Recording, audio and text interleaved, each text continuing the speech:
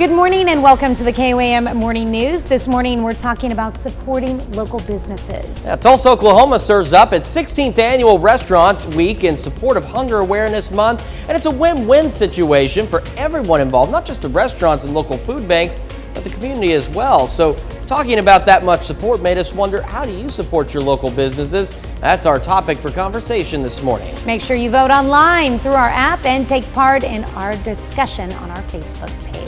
Plus, Kathy Knapp and Janet Levon from the Joplin area Town and Country Quilters stopped by to tell us about the group and how you can make a difference for their Sew Sale fundraiser. That's right, but first our top stories right now at 7.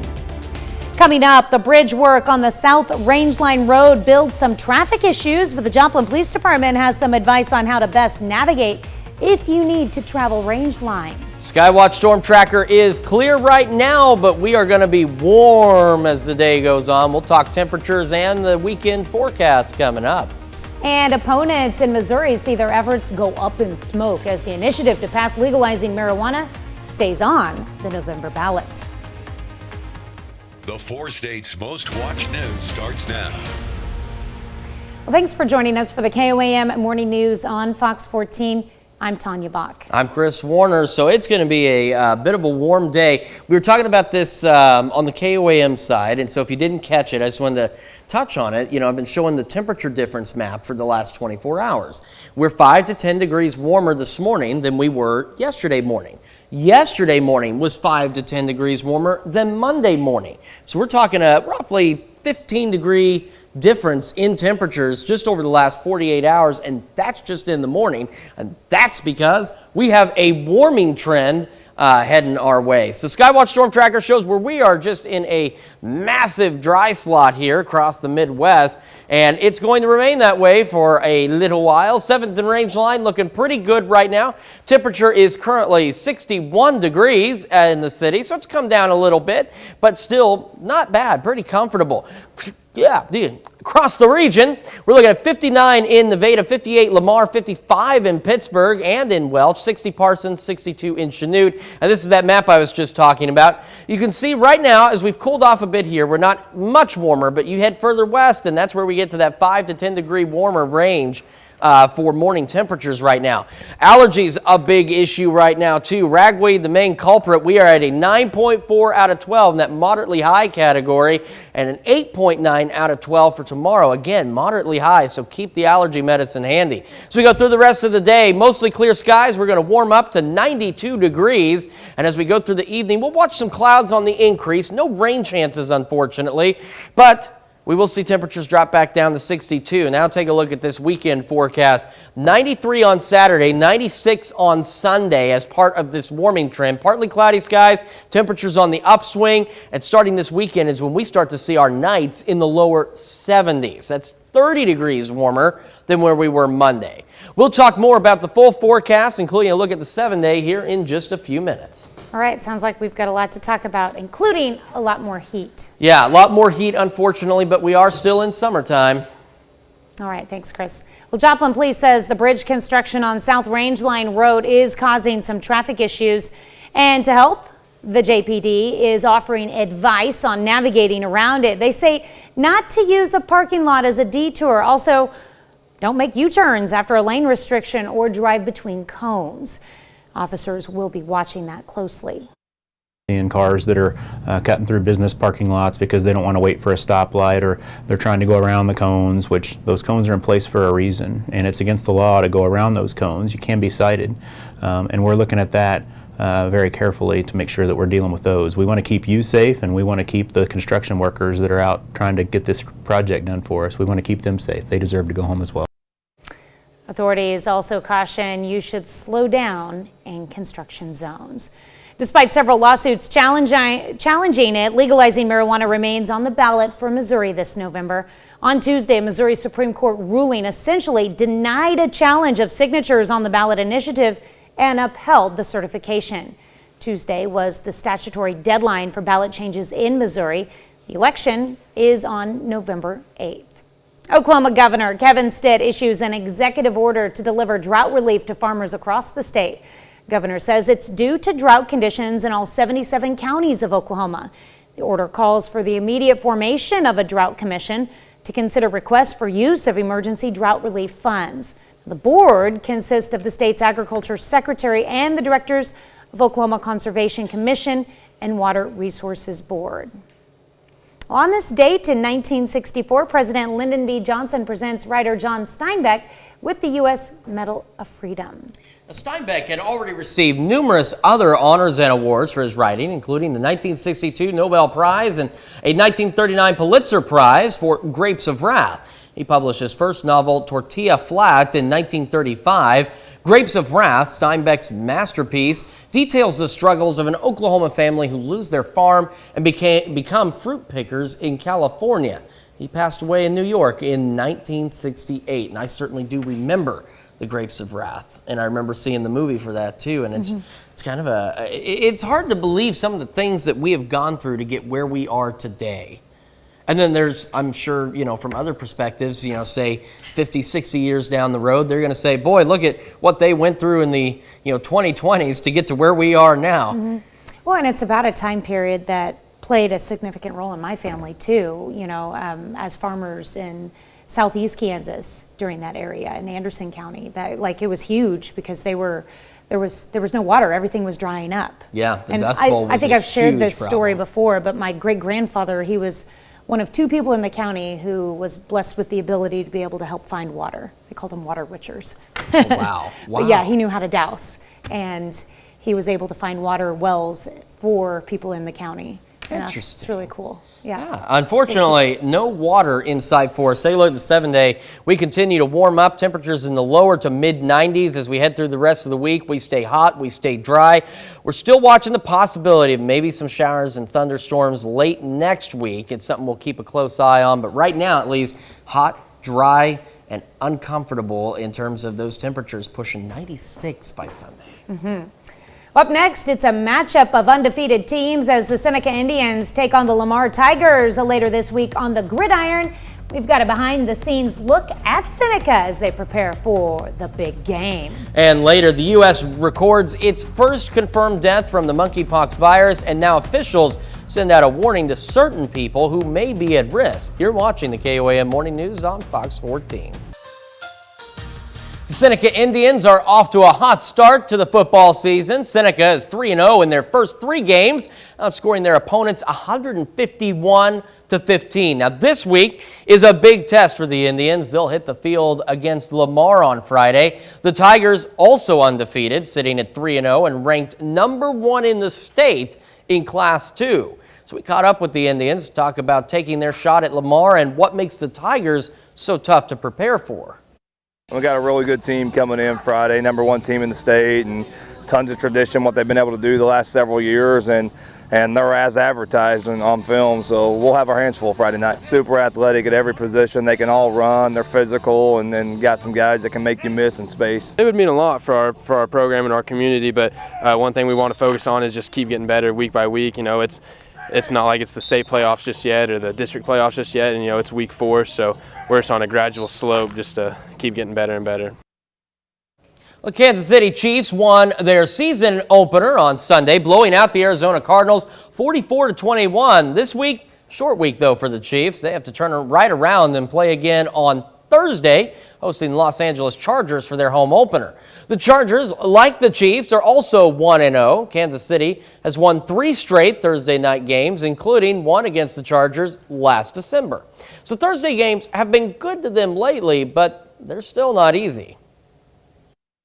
They're tough. They're always tough because your body's not necessarily all the way back to where you want it to be, but you have to find ways to battle through it. And early in the season is kind of good and bad because you kind of, like when you play a division game, we've studied the Chargers a lot in the offseason, so you still have that fresh on your mind. But it seems like in the hits that you take early in the season, you're a little bit more sore because you're not used to them again. So it's a kind of, there's positive and negatives to it, but you just try to go in there and play your best football when it comes down to it at the end of the day. The St. Louis Cardinals open a series tonight at home against the Milwaukee Brewers, and Albert Pujols has a chance to get a little closer to making history. Now, Pujols has 697 career home runs with 21 games left. Coming into the day, the Cards are in a pretty good spot with an 8-game lead in the NL Central. Andrew McCutcheon still playing baseball. RBI there makes it 2-0 Brewers. Bottom of the first, 2 on for Nolan Arenado. He comes through with a double that scores both runners, and we are all tied up. Albert Pujols, no home runs last night, but he gets the RBI single to score. Arenado. St. Louis has its first lead, but then Andrew McCutchen back to work for Milwaukee. This, a 2-run shot, his 17th. Brewers beat the Cardinals 8-4. Kansas City Royals also in action last night. They're on the road for their series opener against the Minnesota Twins. Twins win over Kansas City 6-3. Bobby Witt Jr. goes 1 for 4 on the evening with a double and an RBI. All right, let's take a quick look at our forecast. We are going to first look at what happened on this day in weather history, and all the way back in 1984 in West Goshen Township, Pennsylvania, lightning struck a soccer field, leaving 26 people injured and 4 hospitalized. So just a reminder that we want to make sure that you're cautious when it comes to lightning. Remember the old phrase, when thunder roars, head indoors. We are looking at temperatures continuing to rise through the morning. We're going to remain dry for the next several days. We're still eyeballing some possible rain chances by next week. Skywatch Storm Tracker clear in our area, and we are clear across the Midwest. We've got rain out to our west, rain out to our east, nothing in the middle. We do have a cold front coming in a little bit later. That could change things up for us. 7th in range line, the sun is rising, looking pretty good. 61 degrees in Joplin with a light south breeze. 62 Yates Center, Chanute, 60 in Parsons, 55 Pittsburgh, 58 Lamar, and 59 up in Nevada. That still leaves us, despite how cool it may seem, 5 to 10 degrees warmer now than what we were yesterday. We're also dealing with allergies. Ragweed, the main issue here, as it is sitting in the moderately high category. We're looking at a 9.4 out of 12. Tomorrow, an 8.9 out of 12. So do keep the allergy medicine handy. We go through the rest of today. Afternoon high of 92 degrees under mostly clear skies. We'll watch some increasing clouds tonight. Unfortunately, no rain chances with them, but we will see the cloud cover increase. Mostly cloudy to start tomorrow morning. Overnight low of 62. And then the weekends when we really start to heat up. 93 Saturday under partly cloudy skies. 96 Sunday under partly cloudy skies. And we'll also start seeing nights in the 70s. Wanted to show you the future track. It shows a couple of interesting features. One is Friday morning, where some rain tries to skirt our area, but most of us remaining dry. It tries again Saturday afternoon, but again, most of us remaining dry. And then it gives it one last shot by Sunday as a system tries to push south on 49, but it falls apart before it gets here, and it just leaves us with hot, dry conditions. It's not until we get into next week that we're looking, you can see where that cold front rolls through. Now, the future track doesn't show rain with it, but you can clearly see where it is, and we are hoping that we will see some rain and thunderstorm chances, because between now and then, we got temperatures pushing lower to mid-90s, partly cloudy skies, hot and dry. We are back right after this. Welcome back. I've got 2 lovely ladies, Janet LaFawn and Kathy Knapp, joining us this morning from the Joplin Area Town and Country Quilters. Get the name right for you guys. You guys have a huge sew sale coming up this weekend. Yes, we do. Why don't we start off talking about the details of the sale and what you guys are offering? Well, this sale is going to be this coming Saturday from 9 to 1. It will be held in Joplin at 601 South Schifferdecker. It's across from Schifferdecker Park in a parking lot there, close to the 7th Street Walmart. And we're just trying to raise some money for some different guild activities and educational outreach community service that we do. Well, talk a little bit about the educational outreach that you do. Give us some examples of like what this money would be going for. Well, community service projects are made and distributed throughout our local agencies that serve those in need. We also have educational programs monthly and workshops to promote the art of quilting and techniques. Okay. And you have an example of one of the quilts that people could buy this weekend. This is an opportunity quilt. This is an opportunity quilt. You have the opportunity to win this quilt. Oh, okay. Tell me about that. 25 chances for $5. Oh. And you only have to sign your name one time. And it will be drawn at the conclusion of the sew sale.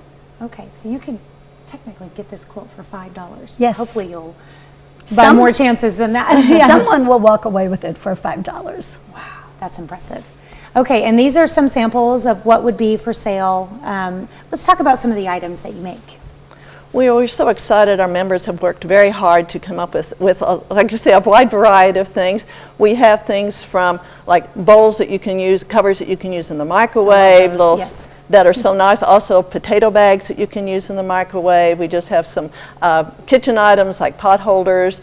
There's some little knick-knack little baskets that you can put like candy in for Halloween. So, and even some knitted items and crocheted items that we have some very talented members who have worked very hard on these things. Aprons you'll see down on the floor down there. There's some different types of pillows. Some of them are reading pillows, and Kathy can tell you a little bit more about those. Well, we have several different reading pillows. You just slide the book in it, and the child's got a little handle. You can take it wherever they want, or if they just want to plop on a couch or in bed. And there we can see one of them right here. Where you got the book in there. And they're just fun, and they have different sayings, and we have home decor pillows in many different varieties. We've just tried to bring a few samples of things today. We've got the nice little things that you can use to heat up in the microwave for whatever aches and pains in your neck or your back, and if you're into recycling your grocery bags, you can pop them in here and pull them out. We've got phone caddies, hot pads and kitchen mat sets for both fall and Christmas and every day. And don't forget about, we've also got little scarves for pets that kind of dress them up a little bit as well as some baby bibs. We've got some pillowcases, so tote bags. We've just got a wide variety of things. Something for everyone. Yeah. Yes, we've got really fun pillowcases for kids and many themes for every day as well as holiday. So are all the items donated by the members then of the Guild? Our members made everything. There is nothing that is pre-made here. So it all goes right back into the Guild that will then turn around and be used to serve our needs. All right. Well, and you know, some of you've got the holidays coming up, like you said. There's items that are like festive for Halloween or Thanksgiving, Christmas even, or I guess that would be 4th of July. Yeah, that's cool. Just patriotic. Yeah, patriotic. But you know, Christmas gifts as well. Like some of the best gifts are made from love. So yeah. Yes. Yeah, handmade gift is always better. Okay, so one more time, let's give the details of when the sale is. This Saturday, 9 to 1. We also, not pictured, will be fresh baked goods, all made by the Guild members. So you can do some shopping and nibbling. All right, and it's all for a good cause. And we're going to talk more about that good cause and the members of the Guild when we come back later in the show. Thank you. Thank you. Thank you so much. We'll be right back. It's time to honor today's four-state hero, Private First Class Oscar Wells. The native of Carl Junction, Missouri, served from October 1942 to December of 1945 and fought in Central Europe. This decorated veteran earned a number of awards, including the Good Conduct Medal and the Victory Medal. To Private First Class Oscar Wells, we thank you, today's four-state hero. The first death from monkeypox has been confirmed in the U.S. While deaths from the virus are extremely rare, officials are sending out a warning, especially to those who are severely immunocompromised. Mandy Gaither has more on what we know about the person who died and what those with weak immune systems should do if they suspect they've been infected. In the U.S. this year, there have been around 22,000 cases of probable or confirmed monkeypox. On Monday, the CDC confirmed the first death from the virus, a Los Angeles resident with a severely weakened immune system who had been hospitalized. Federal health officials say they're working to get clear messaging out. That really means being frank, really focusing on the exposures and really working very intentionally to not generate stigma as we increase awareness of monkeypox across the country. Deaths from monkeypox are extremely rare, but more likely among babies, pregnant women, and people with weakened immune systems, such as from HIV. In a release, the Los Angeles Department of Public Health says persons severely immunocompromised who suspect they have monkeypox are encouraged to seek medical care and treatment early and remain under the care of a provider during their illness. In the battle against monkeypox, federal health officials say they're working to make testing more accessible and increasing production of the monkeypox vaccine. We're really seeing great uptake across the country, which means that what vaccine we do have, we're able to extend. While monkeypox cases appear to be leveling off, health officials say that shouldn't lead to complacency. A person in Harris County, Texas, who had monkeypox died last month, but the virus's role in that death has not been confirmed. We'll be right back after this. Coming up, authorities in Delaware County look into the deaths of 2 people. Got a nice start to the day across the area, but it's going to heat up. Just how hot is it going to get? We'll have that answer coming up. And ticks are active right now. We've got tips on how you can prevent them on you. The 4 states' most watched news starts now. Welcome back to the KOAM Morning News on Fox 14. It's currently 7:30 on the dot. It's a beautiful, beautiful morning. It's been an odd Wednesday. Kind of started the day a little melancholy. I was a little tired, so I'm just kind of, But you know what? The weather. And I don't know if we can take a shot of them over there. We've got Kathy and Janet in studio this morning, and look at that beautiful display with them. They've got a big sew sale coming up this Saturday. We'll have more details about that, and we're going to be learning more about the Joplin area town and country quilters later in the show. I'm looking forward to it. Yeah, I'm just looking just from here at those quilts, and they look absolutely amazing. I do not have those kinds of skills. I can draw on paper, kind of. That's really about as good as my artistic abilities are. And they're not great. My mom she does quilting and stuff too, and I saw some items that she's made, and I saw some items that I was like, oh, I need to take pictures of those. Give her ideas, yeah. She's gonna love that. But yeah. I've got to find a way to fix this. There's a little piece here that's breaking the desk. Stop it. It's loose. And every time we're talking, I just put my hands down, and it's this. I'm gonna get some tools.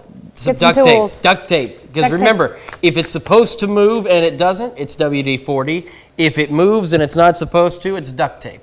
That's all the tools you need to solve those That's good problems. advice for life, guys.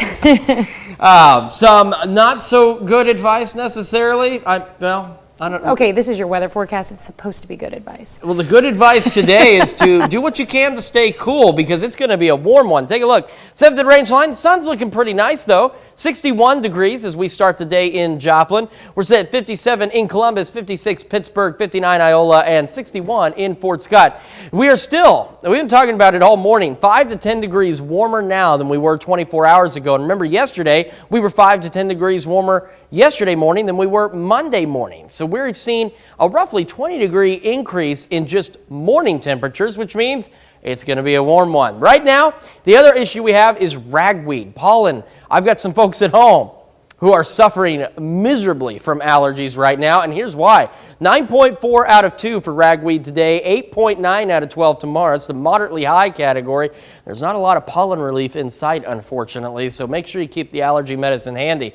The other thing we're not going to get relief from is heat. This is starting to push back into the 90s. 92 today, mostly clear skies. We have some increasing cloud cover tonight. Unfortunately, no rain with that. It'll drop down to 62 for an overnight low. And take a look at the weekend. 93 on Saturday, 96 Sunday. Partly cloudy both of those days. We'll start to see nights into the 70s. We're going to talk about the 7-day forecast and just how hot it's going to get a little bit later.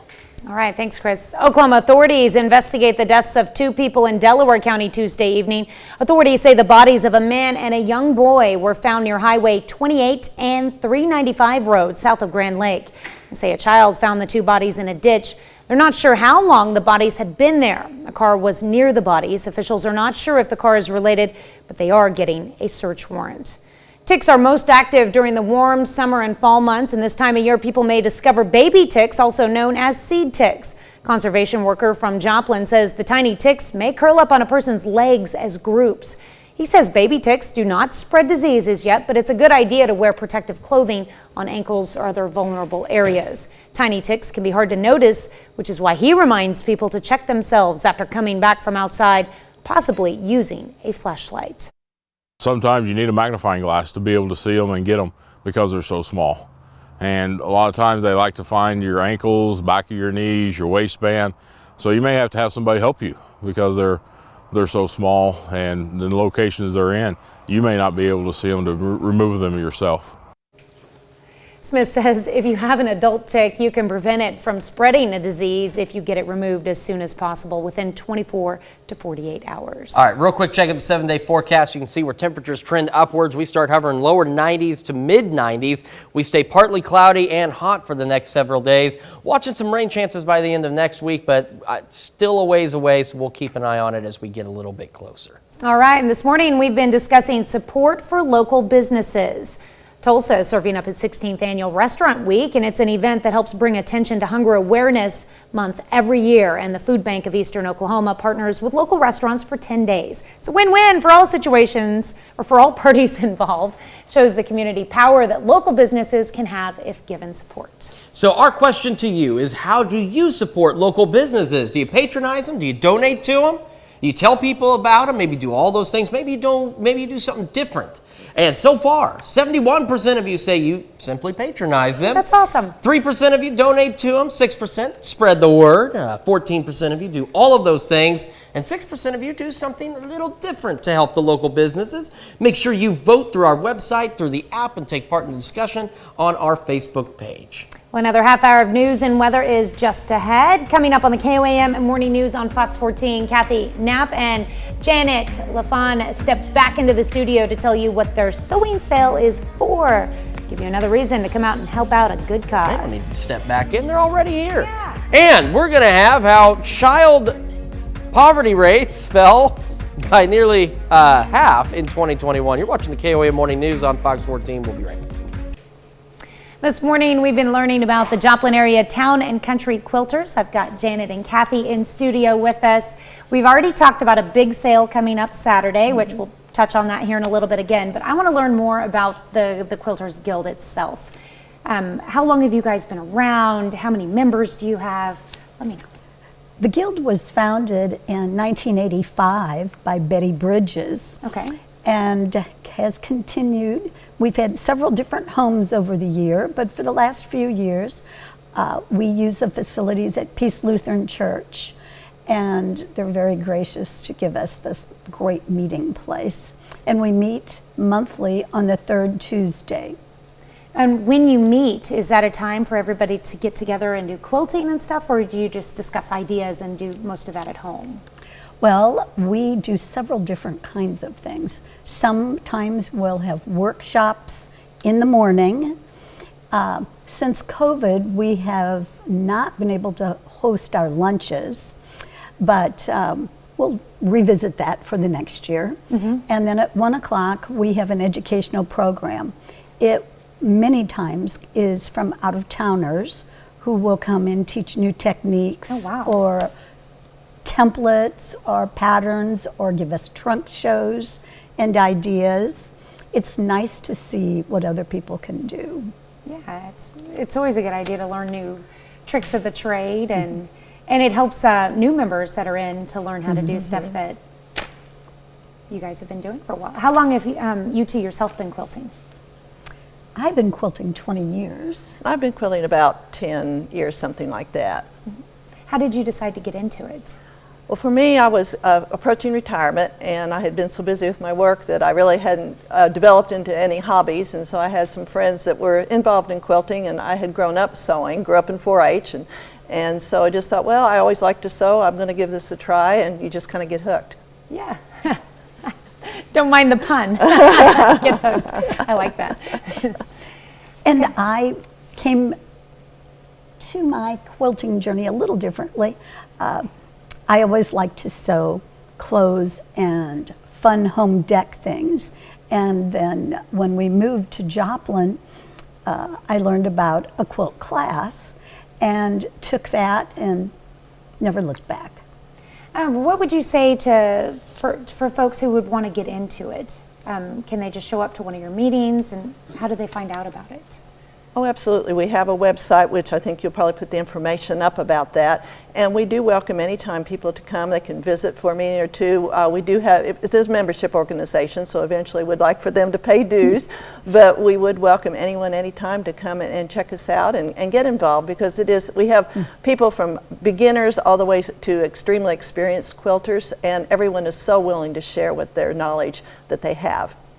Our annual dues are $20, so it's very reasonable, and they can, for that membership fee, they receive a monthly newsletter as well as constant updates and things about events that are going on in our area and other communities in the quilt world. Okay.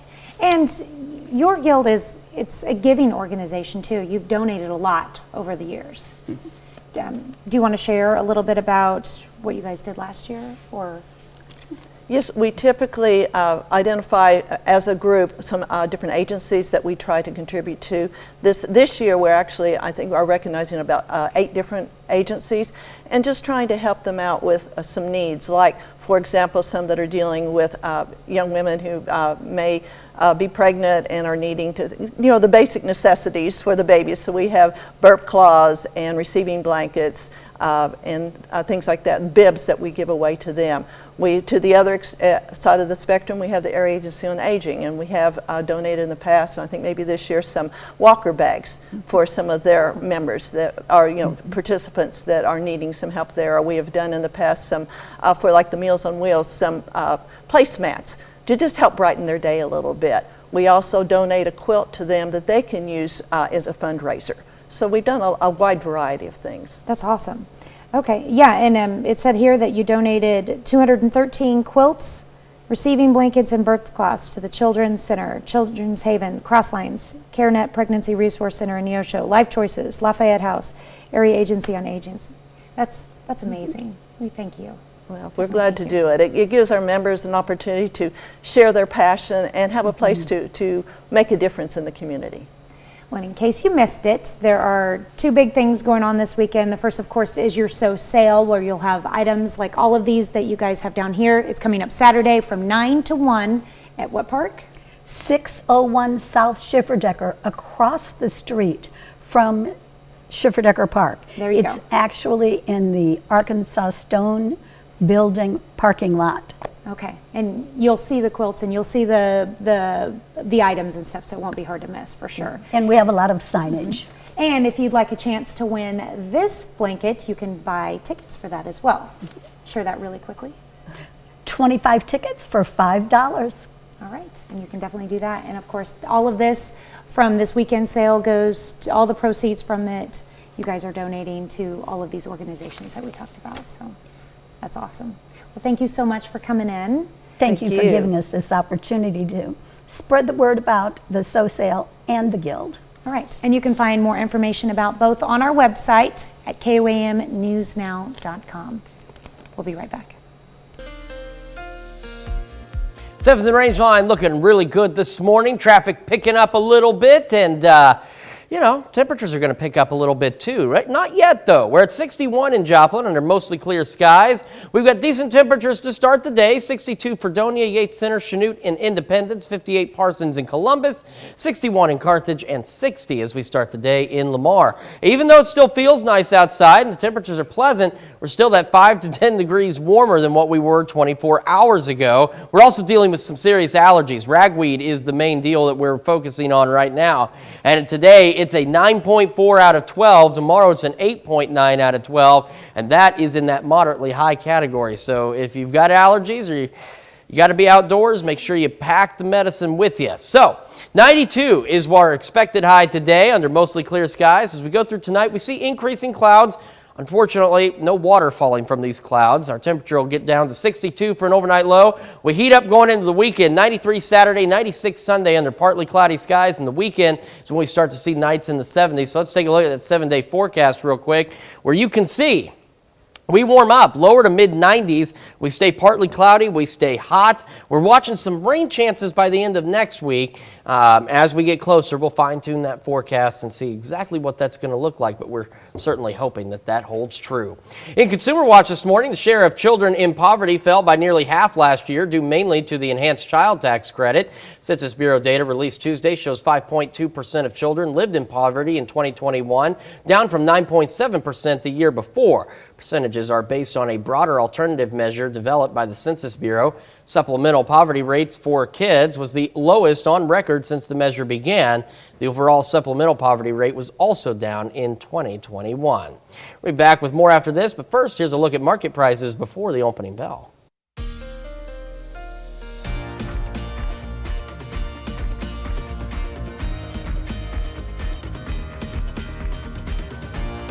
This season of Fox's MasterChef featured contestants returning to the show for a second chance at winning.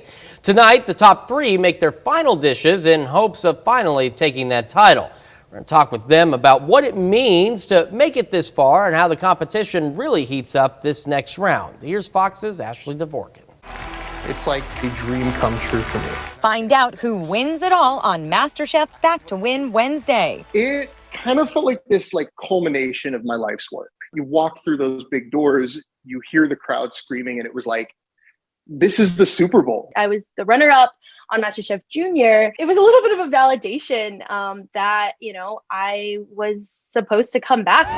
I just wanted to go there and prove that I'm a great chef, regardless of win or lose. Contestants knew expectations were high. It's redemption. You want to show the judges how much you've grown as a chef, how much you've grown as an individual, and how much you love and enjoy what you do. It meant a lot to get one more try at that title. I almost won on my season of juniors, and having that runner-up, I'm so grateful that I even got to that point on that season. But there was always that little bit, deep down inside of me that was like, I need to win. We turned that fire. We turned that crazy energy of wanting to prove and wanting to redeem ourselves and put forth what I would consider to be the most competitive season that's ever existed. Now the top 3 can leave with the cooking confidence of making it so far in a standout second chances season. Whoever wins, it feels good to be in that lineup with these 2 chefs. I've told them that off camera, and I've told them that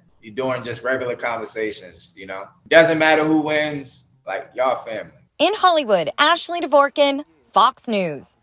That's a competition my wife could win. Me, on the other hand, I'd end up setting myself on fire somehow. I just know that's exactly how it would go.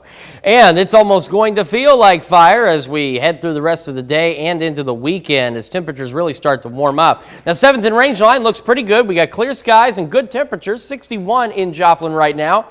Good temperatures across the area, too. We got 62 in Fredonia, Yates Center, Chanute, 59 Iola, 61 Fort Scott, 59 Nevada, and 61 as we start the day in Carthage. And even though these temperatures are nice and pleasant, we're still in that 5 to 10 degree range above where we were yesterday morning.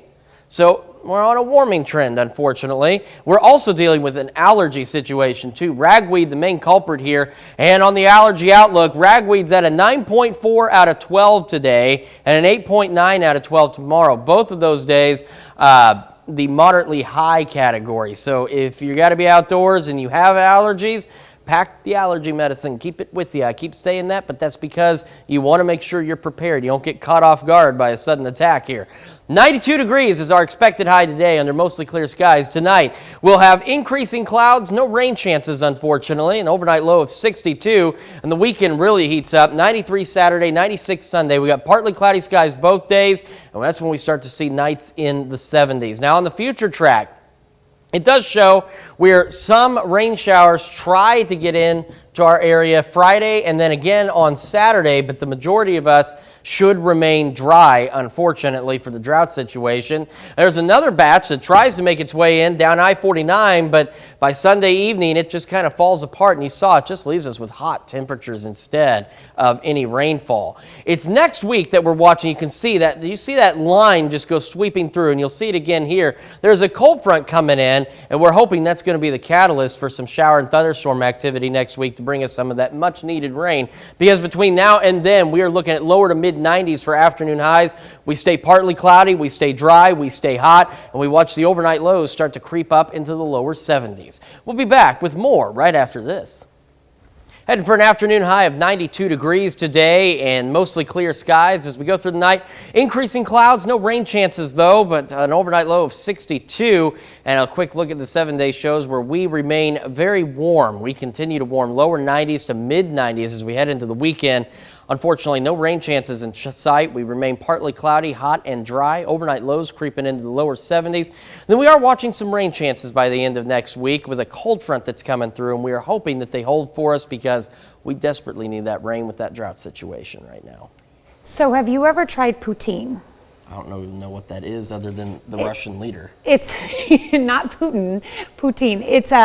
It's French fries with like gravy over it, basically. Okay. So tomorrow, Chef Anthony is making, and I have no idea what this is, apple pie poutine. Apple pie with gravy? No, I don't think so. I hope not. It'll be interesting one way or the other. Make sure you join us tomorrow, and thanks so much for letting us put the good in your morning today. We're back with more news and weather at noon. Have a great morning and an even better day.